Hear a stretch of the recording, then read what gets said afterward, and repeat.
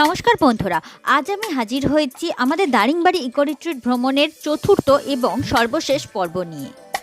আমরা দারিংবাড়ি ইকো রিট্রিটে প্রবেশ করা থেকে রাত্রে ডিনার পর্যন্ত কি করেছি তা আমি আপনাদের সঙ্গে আগে তিনটি পর্বে ভাগ করে নিয়েছি।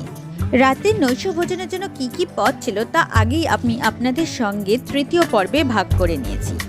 নৈশ ভোজনের জন্য আমি নিয়ে নিয়েছিলাম স্যুপ, কাবাব, চাউমিন, এছাড়াও পনির এবং একটা ভেজ কাটলেট মতো ছিল সেটা।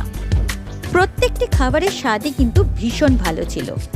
রাত্রে পাহাড়ের কোলে জায়গাটিকে কিন্তু ভীষণ সুন্দর লাগছিল। রাত্রে প্রচণ্ড ঠান্ডাও পড়েছিল। সকালে যোগার ব্যবস্থা ছিল। সকালে আমরা আমাদের যোগা ইনস্ট্রাক্টরের ইনস্ট্রাকশন অনুযায়ী যোগা করেছিলাম। যোগা করার পর আমরা যোগা ইনস্ট্রাক্টরের সঙ্গে সামনের একটা পার্কে নেচার ওয়াক করতে গিয়েছিলাম। এই রাস্তায় বেশ অনেক দোকান খোলা ছিল। কিছু দোকানে গরম গরম পুরি ভাত ছিল। পাহাড়ের ঠান্ডা আবহাওয়ায় চায়ের দোকানে গরম চায়ের সাথে অনেকেরই আড্ডা জমে উঠেছিল। সামনে ছিল এই পার্কে আমরা টিকিট কেটে প্রবেশ করলাম। এখানে বলে রাখি, এই পার্কের টিকিট কিন্তু আপনাদের নিজেদেরই কাটতে হবে। পার্কটা বেশ সুন্দর ছিল, বেশ সুন্দর করে সাজানো গোছানো ছিল। সকাল সকাল হাঁটতে বেশ ভালোই লাগছিল।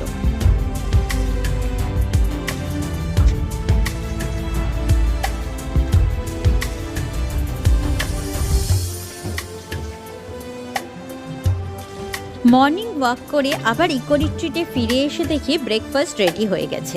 ব্রেকফাস্টে ছিল ইডলি, সাম্বার, চাটনি, লুচি, তরকারি, এরপরে ছিল পোহা বা চিড়ের পোলাও, এরপরে ছিল সাট্টা ভেজিটেবলস, এরপরে বাচ্চাদের জন্য ছিল খিচুড়ি এবং ওটস, তার সাথে ছিল সেদ্ধ ডিম, এছাড়াও চা কফি ছিল, সাথে ছিল স্প্রাউটস এবং স্যালাড, আপনি মিশিয়ে স্যালাড বানিয়ে খেতে পারবেন।